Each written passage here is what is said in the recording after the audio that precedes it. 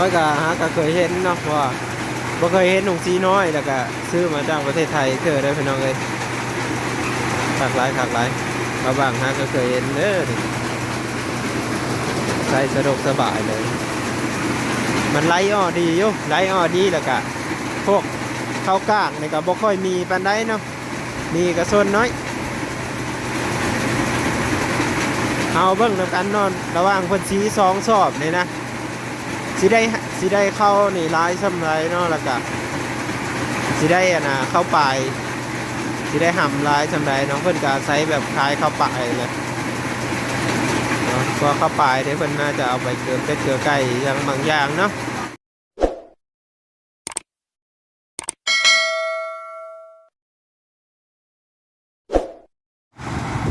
สวัสดีครับพ่อแม่พี่น้อง FC ฟังไทยเนาะเมื่อนี้มารับชมเบิ่งหงสีน้อยเนาะหงสีน้อยที่มาจากประเทศไทยนั่นแหละเนาะเพิ่นไปซื้ออยู่พุ่นพ่อแม่พี่น้องเป็นของมือสองอยู่แต่ว่าไส้ดีบ่หรือว่าไส้บ่ดีเนาะตอนนี้ก็ถือว่าสมบูรณ์แล้วเนาะนี่หลายคนก็เอามาสีได้นี่ฮะนี่เพิ่นหาก็เอามาสีนี่ไปเอาไปเบิ่งนำกันทุกคน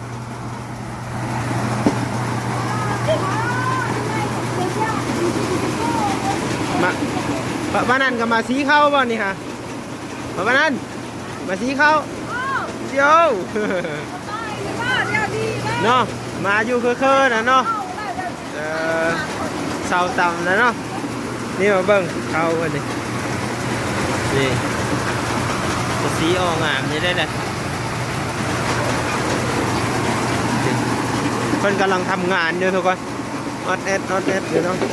เมื่อนี้ผ่านทางมาก็เลยเห็นเนาะก็เลยพา FC เข้ามาเบิ่งนำกัน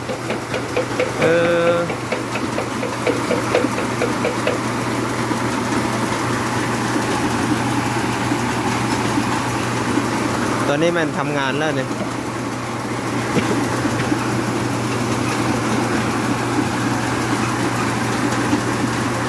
ตัวนี้จะเป็นห่วงเข้าตัวนี้เนาะบ้านกระถังเนี่ยเป็นเข้า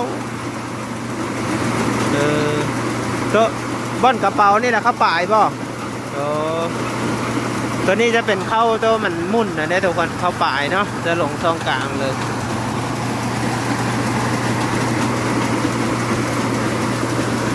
ขับเนาะแล้วก็เหินนะโบกแล้วบ่เอาไปแป้งมันตายเพิ่นกำลังอันนี้อยู่ทุกคน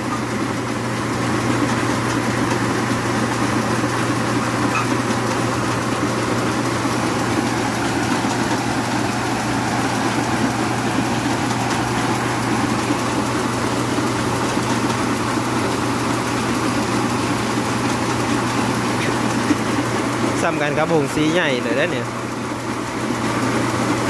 มือหนึ่งสีได้เป็นหลายโลเติบเยอะนะทุกคนอันนี้ก็เพิ่นสีเมื่อนี้นี่3 สอบเนาะก็เข้ามาเพิ่นสี3 สอบเป็นผงสีขนาดน้อย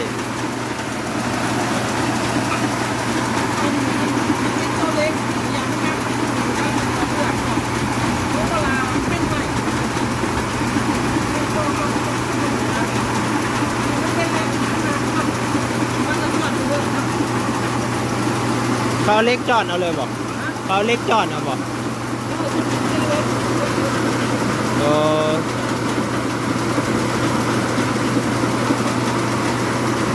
เดี๋ยวมันปล่อยเราไงนะทุกคนปล่อยลงสักหน่อย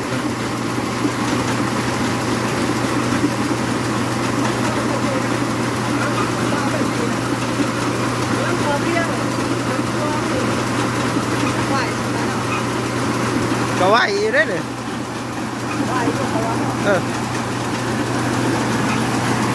ข้าวนี่ส่วนน้อยเราจะมีข้าวกล้าได้มั้งงามขาวไปเลย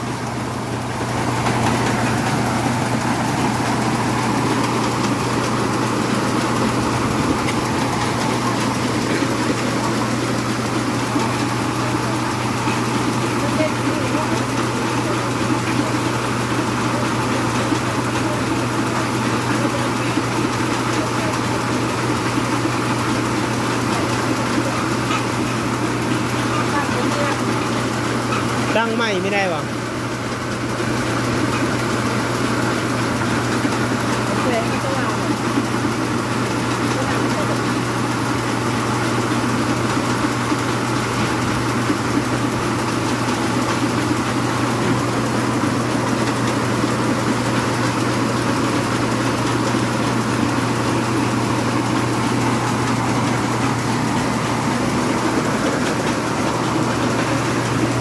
ตัวนี้จะเป็นห้ำตัวนี้เนาะห้ำจะลงมานี้โอ้ไหลลงมานี้ห้ำอ่อนห้ำแก่เนาะห้ำอ่อนมาทางนี้ห้ำแก่มาตะพุทธ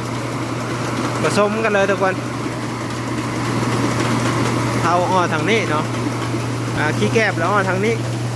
โอ้ นี่เลยนี่บอลขี้แกบหม้อได้พี่น้องอันนี้จะเป็นบอลขี้แกบหม้อนี่เนาะนี่เอาไปบดเฮ็ดอันน่ะหำแก่ก็ได้นะทุกคนเป็นหงสีขนาดน้อยเนาะแหนมเข้ามานี่ก็เห็นเลยนะทุกคนเห็นป่ะขนาดไม่ใหญ่เนาะพอดีกระทัดหัดน้อยใส่ในธุรกิจน้อยนะทุกคนใช้เป็นธุรกิจขนาดน้อยได้เลยเนาะ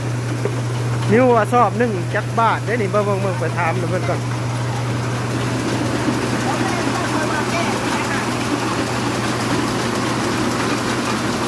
สอบ1นี่จักพัน15คือกันบ่สอบ1 15คือกันบ่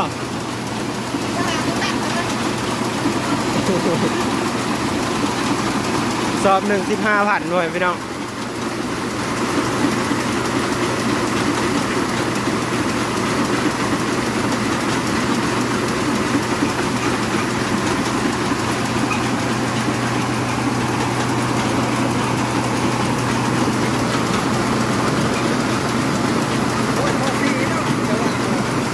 สามโมงสีใหญ่เลยเนี่ย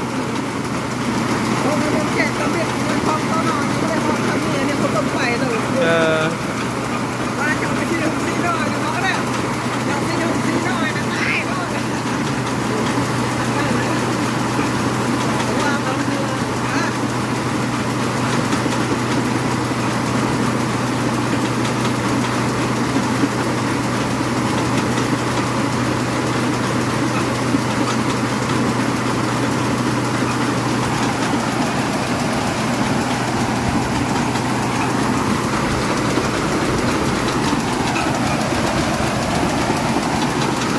ื้อได้ชี้แต่เธอเดียวนี่หรอวะหรือว่าได้เอาขึ้นไปอีก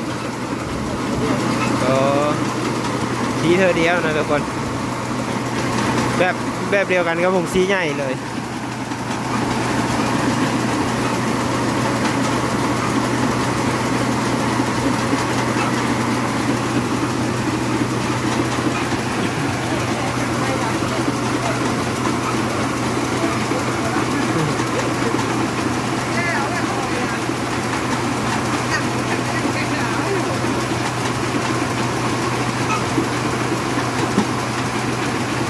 ไปที่เราลมพัดกับคุณเนาะ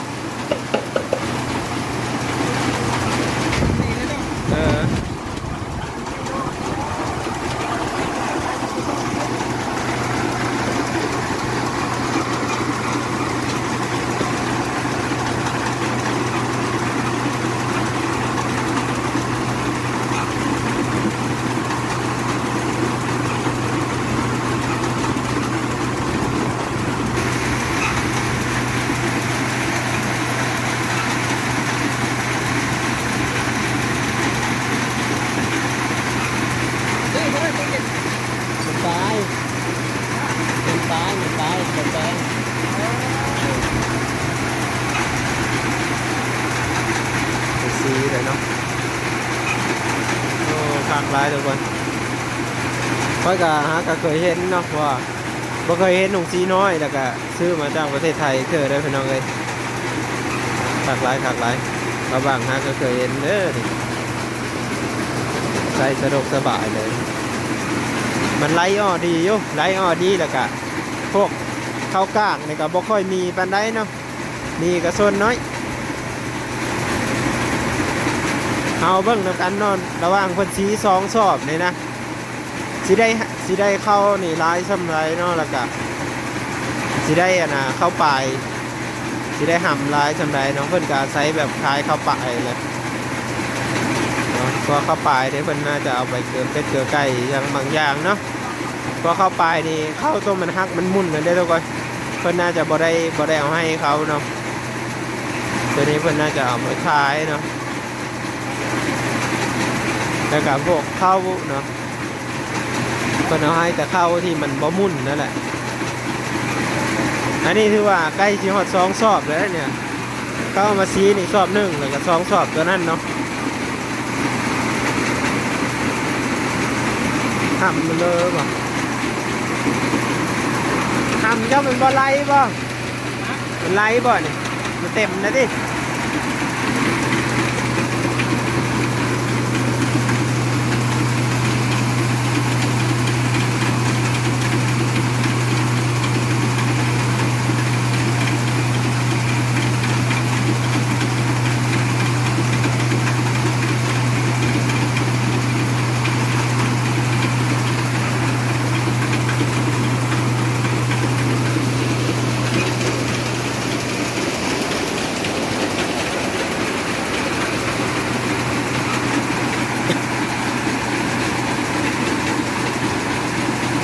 แบบนี้แหละเนาะพอพี่น้องเพิ่นก็สิได้ประมาณดู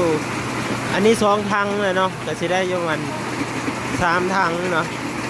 3 ถังปลายๆนะค่อยเบิ่งแล้วนี่ประมาณ3 ถังปลายเนาะจะถอกใส่หมดแต่บัดนี้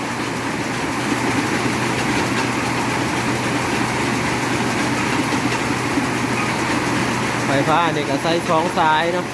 2 สายลงมาใส่แบตเกอร์